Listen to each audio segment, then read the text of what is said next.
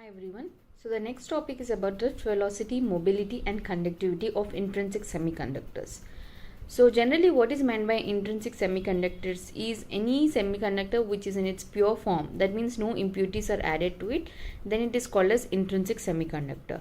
Okay, so intrinsic semiconductors, electrons in conduction band and holes in valence band are equal in number. Okay, when electric field is applied to these semiconductors, the electrons, they will begin to move towards a positive terminal and holes will begin to move towards the negative terminal. As we all know, electrons are negative charged. Okay, they will tend to move towards this positive terminal. Okay, holes are positive charge, they will tend to move towards the negative terminal. So that means this movement of the electrons and holes in a semiconductor, it happens when you're giving some electric field. Okay, so that movement is nothing but it is called as drift. That means if there is some movement, it is moving with some speed and all, right? So that means their velocity will increase and that movement is called as drift. So this addition velocity acquired by the charge carriers in the electric field is called drift velocity. So the velocity which you are giving for the movement of these electrons and holes in the electric field is called as drift velocity. So it basically depends upon the electric field what we are giving. This drift velocity depends upon electric field E. So we can say it as Vd is directly proportional to E. Okay, drift velocity is directly proportional to E. Okay, that means you can also write it as or Vd is equal to mu E. Okay, if you remove the proportionality constant, you can write it as Vd is equal to mu E. So what is this? Mu is the proportionality constant. Mu is proportionality constant. It is also called as mobility. Mobility of the charge carrier. Okay, so from this you can write mu is equal to Vd by E. Okay, so mu is Vd by E. Since mu is equal to Vd by E, the mobility is defined as drift velocity acquired by unit electric field strength. Okay, now we will see the derivation of this drift velocity. Generally most of the students face problem here only, so we will see how we will be deriving this drift velocity equation. Okay, so just consider, I'll make sure it is as easy as possible for you to understand. Okay, if n, Vd and mu n, these are called, n is called concentration, okay, and Vd you know drift velocity, okay, mu n is the mobility carrier, right? Mobility carrier in conduction band. So this n is nothing but the electrons. You can take p as holes also, okay, in conduction band. You can take either. So from this we know the current density. Current density formula. Okay. Current density formula, just write it as Jn is equal to NeVd. This is the formula. Okay. Just remember this. If you remember this, you can get the whole derivation. This one thing is very important here. Okay, here Vd, okay, drift velocity. We already know drift velocity here. Vd is, we can write as mu into E, right? Just substitute here. Jn is equal to Ne. Vd is mu into E. Mu into E. Okay, so next you can write it as, there is one more formula, since Jn is equal to sigma Ne.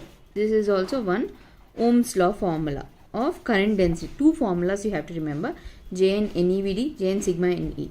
So now these both are, compare these two. Okay, these both are same, right? So sigma n is equal to Ne mu. Okay, that's all. Here we are taking for n, right? So just write it as here n also. So from this, sigma n will be Ne mu n. Okay, this is for electrons. Okay, electrons in conduction band. Now see, similarly for holes you can write as sigma p is equal to Pe mu p. This is holes in valence band. Okay, I think this is clear, right? So this is the main formula. So from this you can also write it as, what is meant by sigma is nothing but the conductivity. Okay, it will measure the ability of the material to allow the charge carriers to flow. This conductivity will tell whether these these electrons or holes can travel through it or not. The conductivity will describe. Okay, you can just simply say conductivity of a material is a measure of the material's ability to allow charge carriers flow through it. Okay, this is called as conductivity. Okay, so the total conductivity of the charge carriers can be written as sigma I is equal to sigma n plus sigma p. Okay, sigma n we have got it as Ne mu n, right? This one is Pe mu p. So here E is common, take E common, N mu n plus P mu p. Okay, so in intrinsic semiconductors it is semiconductors, N is equal to P is equal to Ni. Okay, Ni is nothing but this one is intrinsic semiconductor. Okay, so you can write it as sigma I for this one. Sigma I is equal to E Ni mu n plus mu p. Like I said, N, P both are equal to Ni. So Ni will be here. So we are taking it as common. E Ni mu n plus mu p. That's all. This is the intrinsic semiconductor conductivity equation. Okay, now we will see problem regarding to this question. Okay, so this is the problem. Calculate the conductivity of pure germanium if the carrier concentration is 21 into 10 power 19 meter cube. The mobility of holes and electrons are 0.4, 0.2 respectively. Okay, so the by question we just will write what is given. Okay, given is Ni is 21 into 10 power 19 meter cube, because the conductivity of carrier concentrations is this one. So mobility of holes is mu p, right? Mu p is 0.4 what is this, meter squared by Vs. Now mu n is 0.2 meter squared by Vs. Okay, so now we know conductivity formula is this one, right? Total conductivity, sigma I is equal to sigma n plus sigma p. So that we'll write here, sigma I is equal to sigma n plus sigma p.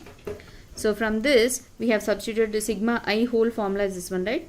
So you can write it as just like this. Sigma I is sigma E N I mu n plus mu p. Directly you can write this formula also. Okay, now we have electron, the value of electron is general formula, mass of electron is 1.6 into 10 power minus 19 coulombs. Okay, into Ni we already have 21 into 10 power 19 mu n plus mu p, 0.4 plus 0.2. Okay, so on solving this you will get around 1.6 into 2.1 into 0.6. So this will be around 2.016 meters per second. So this is the sigma I, total carrier conductivity in a intrinsic semiconductor is 2.01 meters per second. So generally he will be asking this to derive this equation.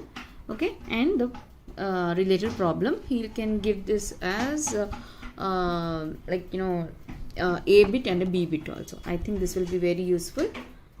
I hope it's clear.